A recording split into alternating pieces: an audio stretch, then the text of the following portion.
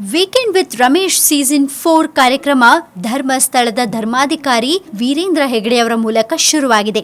ಶನಿವಾರ ಕಾರ್ಯಕ್ರಮದ ಮೊದಲ ಸಂಚಿಕೆ ಪ್ರಸಾರವಾಗಿದೆ. ಈ ಕಾರ್ಯಕ್ರಮದ ಮೂಲಕ ವೀರೇಂದ್ರ ಹೆಗಡೆಯವರ ಅನೇಕ ವಿಷಯಗಳು ವೀಕ್ಷಕರಿಗೆ ತಿಳಿಯಿತು. ವೀರೇಂದ್ರ ಹೆಗಡೆಯವರ ಬಗ್ಗೆ ಅಷ್ಟಾಗಿ ಯಾರಿಗೂ ಗೊತ್ತಿಲ್ಲ. ಈ ಒಂದು ಕಾರ್ಯಕ್ರಮದ ಮೂಲಕ ವೀರೇಂದ್ರ ಹೆಗಡೆಯವರ ಬಗ್ಗೆ ವೀಕ್ಷಕರು ಹಲವಾರು ವಿಷಯಗಳನ್ನ ತಿಳ್ಕೊಳ್ಳುವಂತಾಯ್ತು. ಅದರಲ್ಲಿ ಒಂದು ಅವರ ಜನನದ ದಿನ ಕುತೂಹಲಕಾರಿ ಸಂಗತಿ ನಡೆದದ್ದು. ಅದೇನಂದ್ರೆ ವೀರೇಂದ್ರ ಹೆಗಡೆಯವರು ಹುಟ್ಟಿದ ದಿನಾನೇ ಧರ್ಮಸ್ಥಳದಲ್ಲಿ ಲಕ್ಷ ದೀಪೋತ್ಸವ ನಡೀತಂತೆ. ನಿಜಕ್ಕೂ ಇದು ಅಚ್ಚರಿ ಅಲ್ವಾ? ಲಕ್ಷ ದೀಪೋತ್ಸವ ಧರ್ಮಸ್ಥಳದಲ್ಲಿ ಪ್ರತಿ ವರ್ಷನೂ ನಡೆಯತ್ತೆ. ಆದ್ರೆ ಆ ಕಾರ್ಯಕ್ರಮ ನಡೆಯೋ ಶುಭ ದಿನವೇ ವೀರೇಂದ್ರ ಹೆಗಡೆಯವರ ಜನನವಾಯ್ತಂತೆ.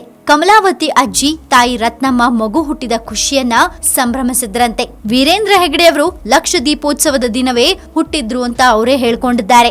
ಅಜ್ಜಿ ತಾವೇ ಬಿಸಿ ಬಿಸಿ ನೀರಿನಲ್ಲಿ ಸ್ನಾನ ಮಾಡಿಸ್ತಿದ್ರಂತೆ. ಅದು ಅವ್ರಿಗೆ ನಿತ್ಯದ ಕೆಲಸ ಅಂತ ವೀರೇಂದ್ರ ಹೆಗಡೆಯವರು ತಮ್ಮ ಬಾಲ್ಯದ ನೆನಪುಗಳನ್ನ ಬಿಚ್ಚಿಟ್ಟಿದ್ದಾರೆ.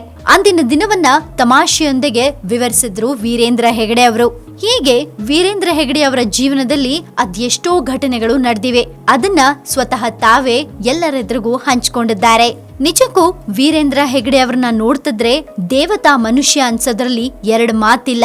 ಅವ್ರನ್ನ ನೋಡಿದ್ರೆ ಕೈ ಎತ್ತಿ ಮುಗಿಬೇಕು ಅನ್ಸತ್ತೆ. ಅಷ್ಟು ಸೌಮ್ಯವಾದ ಮುಖ. ಯಾವಾಗ್ಲೂ ಅವರ ಆ ಸೌಮ್ಯ ಮುಖದಲ್ಲಿ ಒಂದು ಕಿರುನಗೆ ಇದ್ದೇ ಇರತ್ತೆ. ಜೊತೆಗೆ ಸತತ 50 ವರ್ಷಗಳಿಂದ ಮಂಜುನಾಥನ ಸೇವೆಯನ್ನ ಮಾಡಿಕೊಂಡು ಬಂದಿದ್ದಾರೆ. ಡಾಕ್ಟರ್ ವೀರೇಂದ್ರ ಹೆಗಡೆ ಅವರು ಹೀಗೆ ಸದಾಕಾಲ ನಗ್ನಗ್ತಾ ಚೆನ್ನಾಗಿರ್ಲಿ ಅನ್ನೋದು ಎಲ್ಲರ ಆಶಯ. ನೀವು ಕೂಡ ವೀಕೆಂಡ್ ವಿತ್ ರಮೇಶ್ ಸೀಸನ್ 4 ಕಾರ್ಯಕ್ರಮವನ್ನ ನೋಡಿದ್ರಾ? ಅದ್ರಲ್ಲೂ ಧರ್ಮಸ್ಥಳದ ಧರ್ಮಾಧಿಕಾರಿ ವೀರೇಂದ್ರ ಹೆಗಡೆಯವರ ಸಂಚಿಕೆಯನ್ನ ನೀವು ಕೂಡ ನೋಡಿದ್ರಾ? ನಿಮ್ಗೇನ್ ಅನ್ನಿಸ್ತು ಅನ್ನೋದನ್ನ ಮಿಸ್ ಮಾಡದೆ ಕಮೆಂಟ್ ಮಾಡಿ ಕಳಿಸಿ.